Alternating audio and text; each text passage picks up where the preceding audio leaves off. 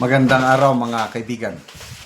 Bigyan natin ng reaction, opinion, itong post ng MDTV channel.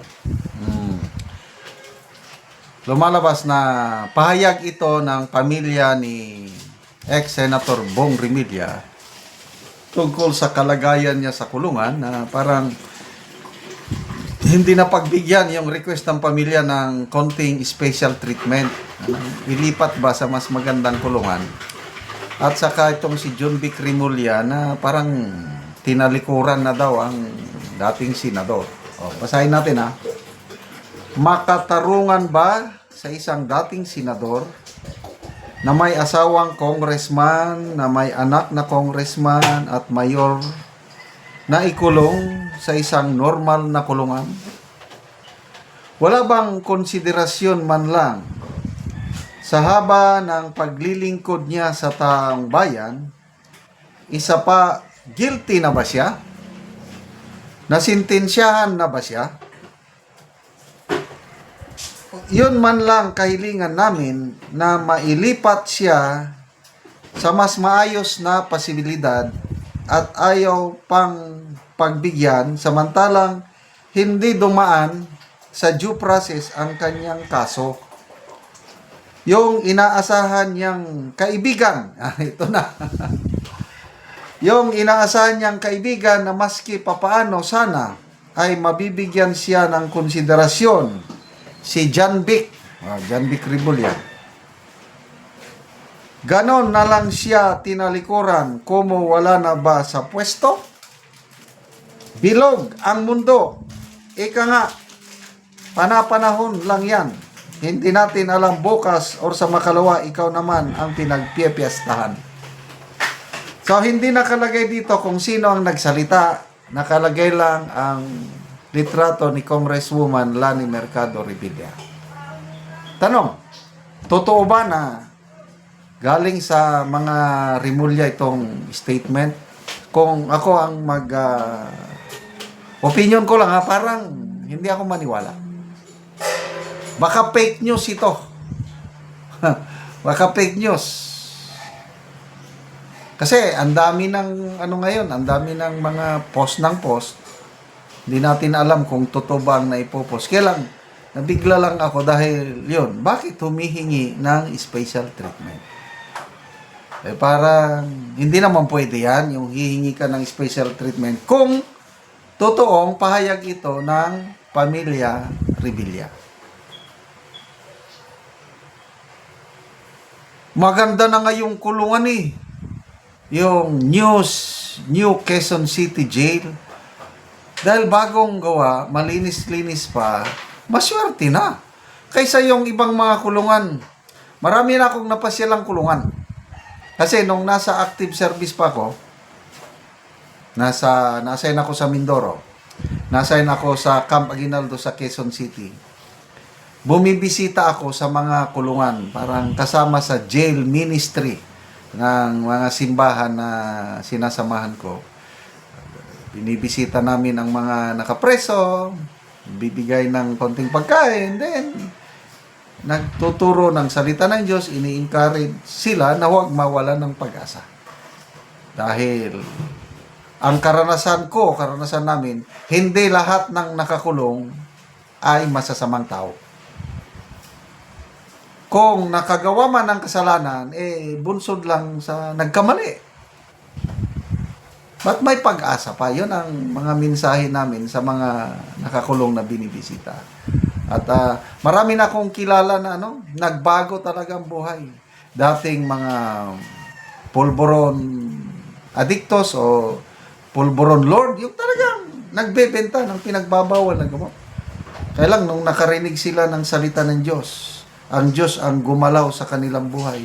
Complete na bago. Walang imposible sa Panginoon, sa mga tao na handang magpakumbaba sa Panginoon. Kaya, marami akong nakitang mga hirap na kalagayan ng mga prisuhan natin. Itong New Quezon City Jail. Pasalamat na ang pamilyang Revilla at dyan siya ikinulong. Okay. So, punta na tayo kay John B. Cremulya. May mga post na nababasa ko na masakit para sa akin. Parang ganun ang ni John B. Cremulya. Kasi ina-acknowledge niya na malapit niyang kaibigan si Bong Revilla. Kaya lang, wala siyang magagawa dahil ang batas. Walang special treatment. Yun ang sinasabi ni John B. Cremulya. Totoo naman. So, anong lesson learned natin dito? Pangalawang beses na itong nakulong ang dating senador. Una, yung Janet Napoles case. Ayun, na-acquit siya. O, ngayon na naman, panibago. So, ang hirap makulong. Alam ko, ang buhay ng taong nakakulong, yung wala kang kalayaan. Kaya lang ang may mas matinding pagkakakulong, tayo lahat. Lahat ng tao nakakulong sa kulungan ng kasalanan. Yung wala kang magawa. Alam ko, buhay ko ito, alam ko masama. Kaya lang ginagawa ko pa rin. At papunta na sa kapahamakan sa buhay ko dahil masama, ginagawa ko. Yun. Pagkakakulong sa kasalanan. So, paano tayo makakalabas sa kulungan ng kasalanan?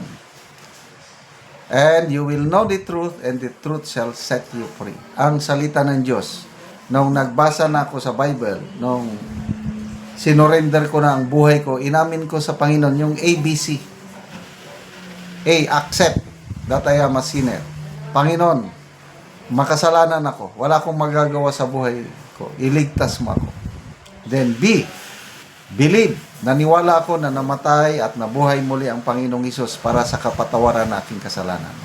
Then C, commit o surrender. Sinurrender ko ang buhay ko sa Panginoon. Nung ginawa ko yon, yan na. Unti-unti, hindi naman biglaan. Slowly, but surely, nababago ang Panginoon. Kaya, nakalabas na ako sa kulungan ng kasalanan. Araw-araw, nagkakasala pa rin ako. Kailang iba na ngayon. Ang kasalanan, hindi na yung nakatira sa buhay ko, nagkukontrol sa. Ang kasalanan nasa labas. Ang nasa loob sa aking buhay ay ang Panginoon. So, yun po ang kaibahan. Salamat salamat mga kaibigan sa inyong pagsubaybay sa ating channel.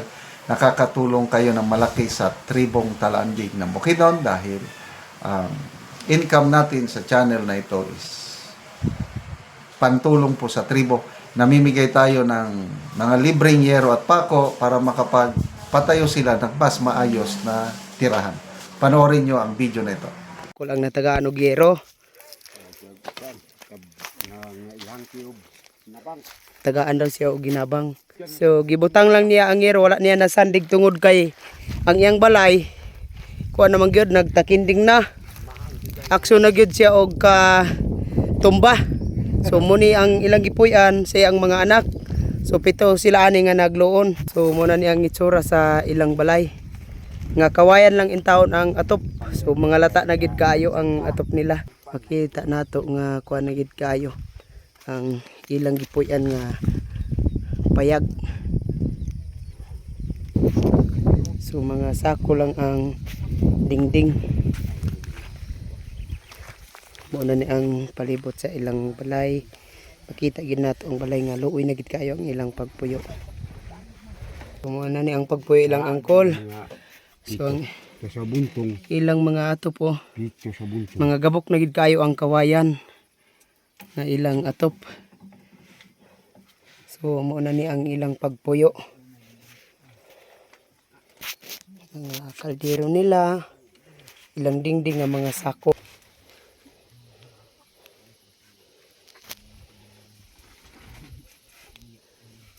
Pila na ni Col ka tuig imong balay? Kuan. Mga kuan ni. 8. 8 ka tuig na. Oo. So pila mo ani nga nagpuyo ining imong balay? Kuan. 7. 7 mo nga kuan lang ani nakigpuyo lang sa imong mga anak. So lisod gid kayo ang inyong pagpuyo. So unsa yung panginabuhian karon Col? Kuan. Ding mag-uuma. So Mga mais lang bingala inyong pagkaon. Mais bungala. Kay naa naman mo diri nga lisod ng area ng inyong pagpuyo. Kay mga kawayan lang.